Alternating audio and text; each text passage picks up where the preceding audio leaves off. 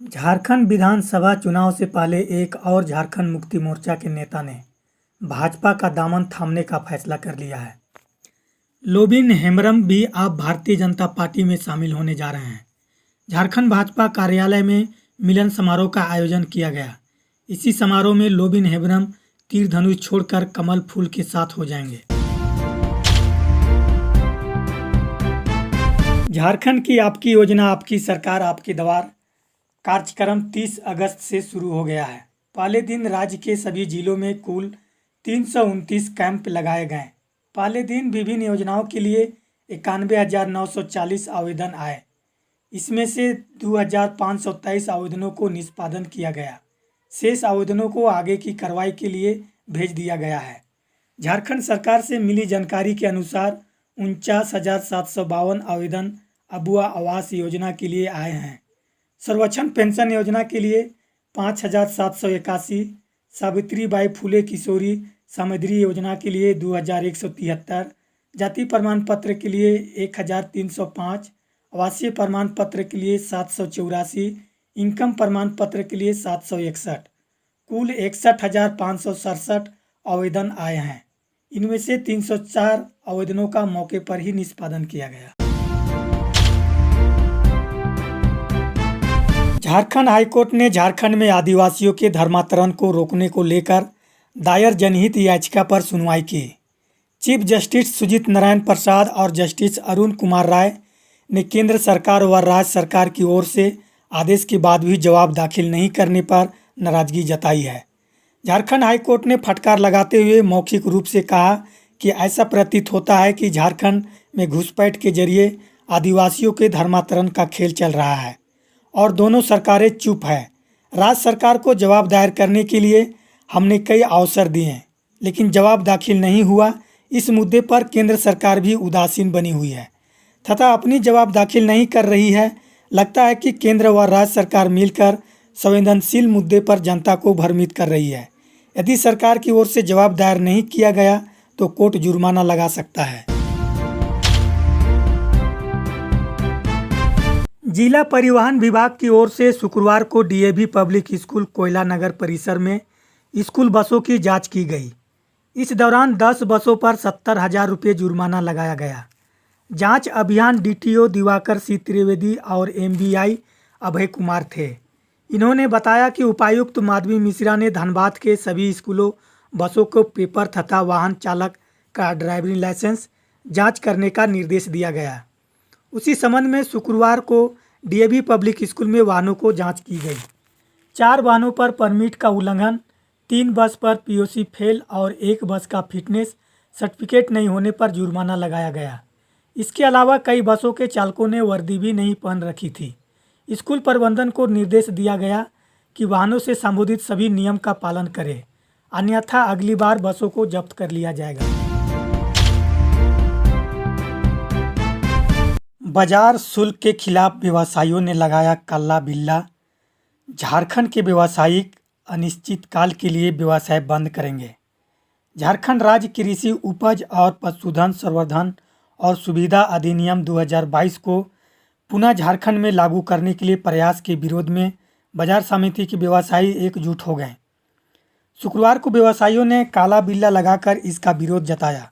बाजार समिति चेंबर की ओर से आयोजित प्रेस कॉन्फ्रेंस में जिला चेंबर ऑफ कॉमर्स के अध्यक्ष चेतन गोयनाका ने कहा कि जब जब कृषि मंत्री बदलते हैं तब तब यह कानून लागू करने का प्रयास होता है। अगर यह कानून लागू किया गया तो धनबाद ही नहीं पूरे झारखंड के व्यवसायी अनिश्चितकाल के व्यवसाय बंद करेंगे और इसकी सारी जवाबदेही झारखंड की होगी। इस काले कानून को लागू करने के लिए 4 सितंबर को कृषि मंत्री दीपक पांडे पशुपालन भवन रांची में व्यापारियों एवं ट्रेडरों के साथ बैठक करेगी। इसका विरोध किया जाएगा।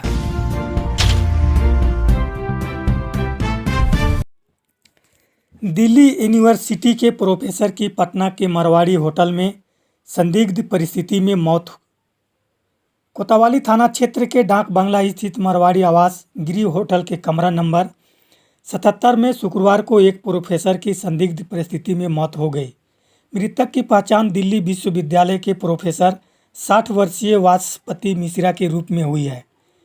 वे मूल रूप से सहरसा के रहने वाले थे, जबकि बिहार के दरभंगा में रहते थे। उनकी पत्नी अपनी मां के साथ धनबाद के विनोद नगर स्थित मायके में रहती है। घटना की सूचना मिलने के बाद कोतवाली थाने की पुलिस मौके पर पहुंची और शव को कब्जे में लेकर पोस्टमार्टम के लिए भेज दिया है। मौके पर एफएसएल की टीम भी पहुंची और जांच की। कोतवाली थाने रंजन कुमार ने कहा कि धनबाद पुलिस को सूचना दे दी गई है। एएसएल की टीम ने जांच की है। उनका एक हाथ पूरा काला हो चुका है।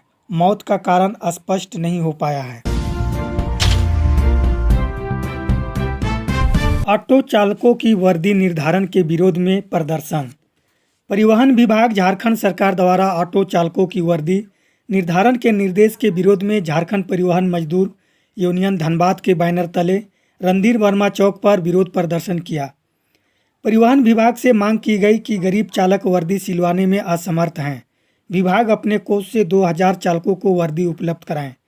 यूनियन के जिलाध्यक्ष सुनील कुमार पासवान ने कहा कि परिवहन विभाग ने गलत तरीके से समिति बनाई है। गोलमुरी से आजसू ने की बायोडाटा संग्रह अभियान की शुरुआत। जमशेदपुर राज्य में बेरोजगार युवाओं को समर्थन देने के लिए आजसू पार्टी ने बायोडाटा संग्रह अभियान की शुरुआत की है। पूर्वी सिंहभूम जिले में अभियान की शुरुआत गोलमुरी बाजार से की गई।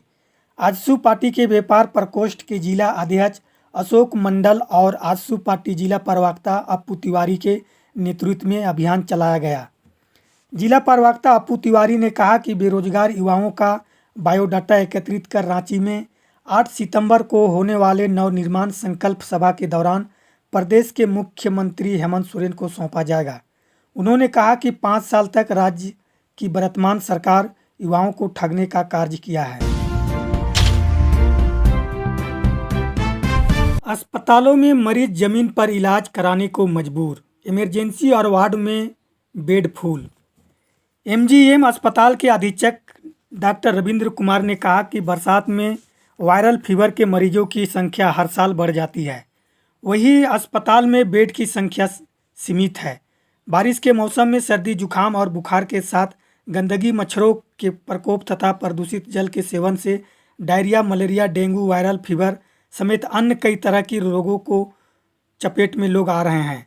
जिले के प्रमुख अस्पताल एमजीएम व सदर अस्पताल में इन दिनों पहुंचने वाले मरीजों में अधिकतर बरसाती बीमारियों के लक्षण पाए जा रहे हैं।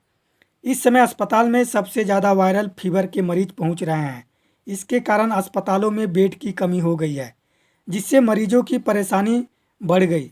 अस्पतालों में मरीज को स्ट्रेचर, कुर्सी व जमीन पर लेटाकर इलाज किया जा रहा है। गोविंदपुर हॉल्ट पर यात्रियों ने किया जमकर हंगामा। रेलवे ट्रैक किया जाम। जमशेदपुर में पैसेंजर ट्रेनों को रोककर मालगाड़ी पार करने का यात्रियों ने किया प्रदर्शन। इस कारण कई ट्रेनें सवा घंटे तक फंसी रही। सुबह करीब 8:05 पर ट्रैक को जाम किया गया। इस दौरान लोगों ने नारेबाजी की और आरोप लगाया कि रेलवे सिर्फ माल ढुलाई कर रही है। पैसेंजर ट्रेन नहीं रोकने के कारण वे लोग ड्यूटी नहीं जा पा रहे हैं। देर होने के कारण पैसा काट दिया जा रहा है। यात्रियों ने Purulia Jhargram daily MEMU passenger train को रोक दिया। इसके बाद सूचना मिलते ही वरीय पदाधिकारी पहुंचे और यात्रियों से वार्ताकार की, लेकिन सफल नहीं हो पाई। आरपीएफ की टीम को भी वहां तैनात कर दिया गया। समझौता होने के बाद सुबह करीब 9 बजे यात्रियों ने ट्रैक से हटने के आग्रह स्वीकार किया, लेकिन इन लोगों ने चेतावनी दी है कि अगर इसमें सुधार नहीं हुआ तो वे लोग फिर से हंगामा करेंगे। तस्करी करके ले जा रहे धनबाद से बिहार 4 ट्रक कोयला जब्त। धनबाद देवीपुर पुलिस ने गुप्त सूचना के आधार पर गश्ती के दौरान अवैध रूप से कोयला लादे 4 ट्रकों को जब्त किया और थाना लेकर आई। इस कार्रवाई के दौरान 2 चालकों को मौके पर गिरफ्तार किया गया, जबकि 2 अन्य ट्रकों के चालक अंधेरे का लाभ उठाकर फरार हो गए। पुलिस ने फरार चालकों की गिरफ्तारी के लिए छापेमारी कर रही है। जब्त किए गए ट्रकों के नंबर WB37E 5449 में लगभग 42 टन कच्चा कोयला, जबकि JH02BK 2338 में करीब 42 टन कच्चा कोयला लोड है। जब्त कोयला धनबाद से देवघर के रास्ते बिहार भेजा जा रहा था।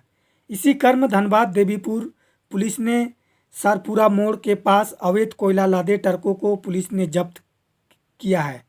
पुलिस इस मामले को सुचारू रूप से जांच कर रही है। हालांकि कागजात मांगने पर कोई ठोस दस्तावेज प्रस्तुत नहीं करने पर कार्रवाई की गई है। पुलिस ने वरिष्ठ अधिकारी को सूचित किया और मामला दर्ज कर 2 चालकों को जेल भेज दिया।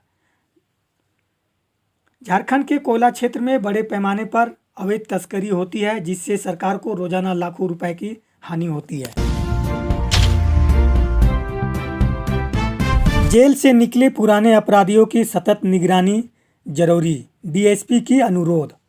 बोकारो मुख्यालय डीएसपी ए.के. गुप्ता ने बालीडीह थाना में अधिकारियों से जेल से बाहर निकले हुए पुराने अपराधियों पर लगातार नज़र रखने को कहा।